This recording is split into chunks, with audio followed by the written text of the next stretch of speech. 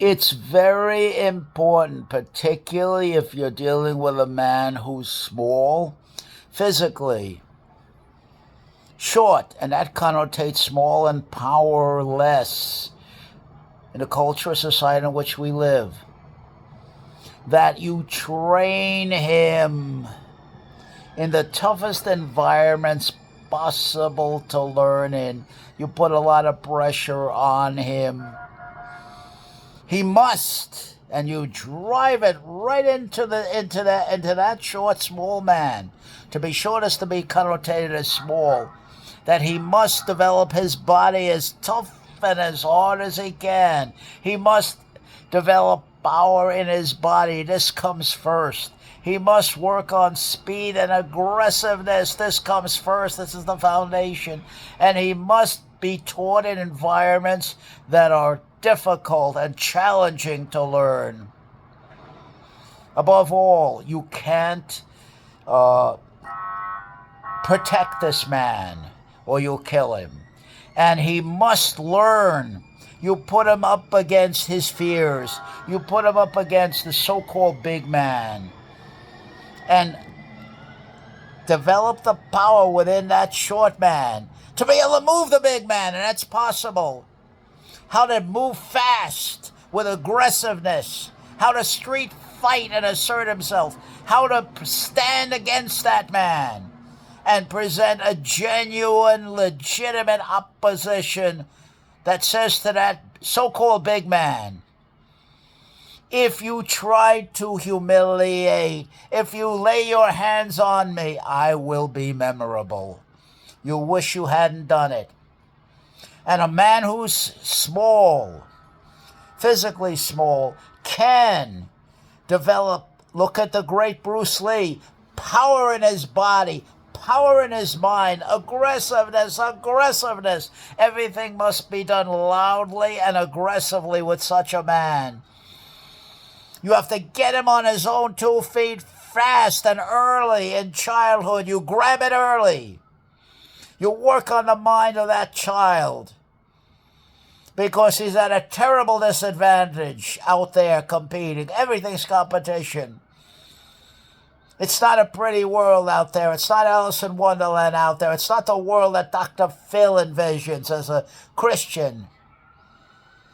I used to be a Christian, evangel of the worst type, condemning, giving a sermon, living up to a moral code, telling everybody what's right and what's wrong, what's good, what's bad, how you should behave, giving an ethical and moral lecture, and claiming that I'm doing it under the power of God. I have a hotline to God.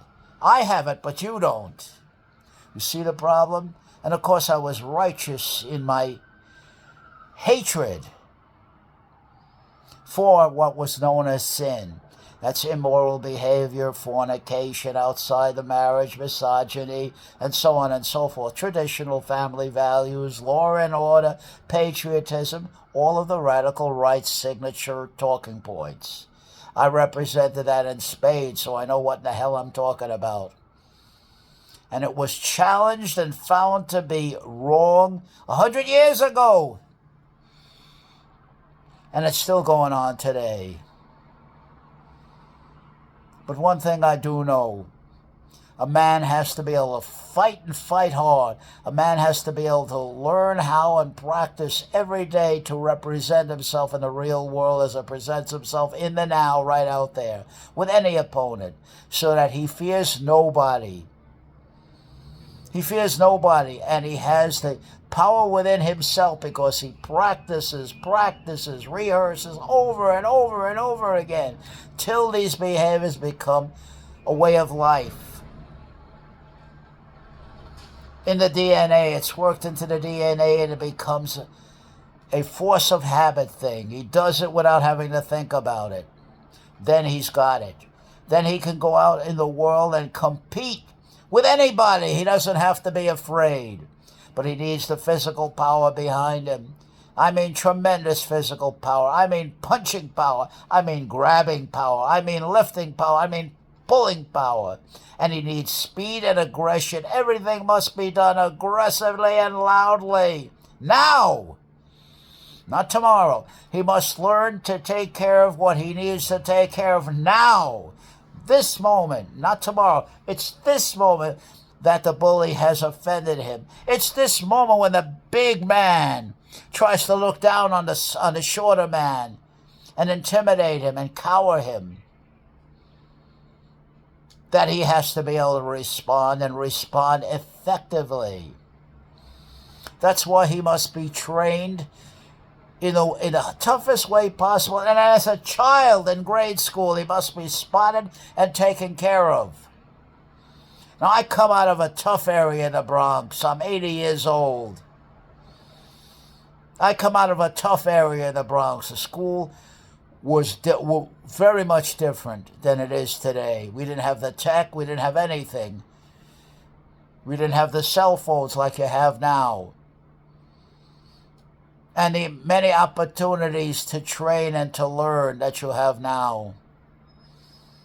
But one thing you can't do is legislate out bullying and all the forms it takes. That's up to the individual to do that. Individual training, individual pushback. That depends on you, my friend, and me. And the women, anybody I'm talking about, to develop the skills and the capacity and the will to punch back and punch back hard. If he hits you, you hit him harder. You don't run, you run into him, not back, right into him immediately and take care of it.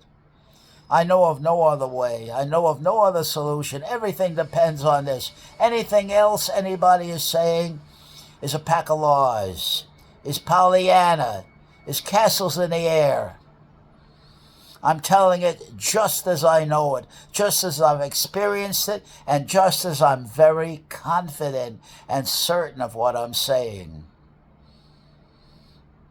Only the man himself can represent himself. Only the man himself and the woman themselves can stop the bullying. Nobody else can stop it. You can't legislate it. I'm sorry to be the messenger. You have to take care of it on an individual basis. In order to be taking care of it on an individual basis, you have to be properly trained as a child. You grab that child in grade school, 6, 7, 8 years old. You sit him down and you explain the real world. Knock off this Santa Claus, Alice in Wonderland bullshit. We're talking about a real reality out there. It begins in a grade school. And it must be caught a hold of and taken control of. This is what I think, this is what I see, this is what I'm confident of, and I'm certain of what I'm saying. I'd put every word I'm saying up against anybody that wants to try me on it.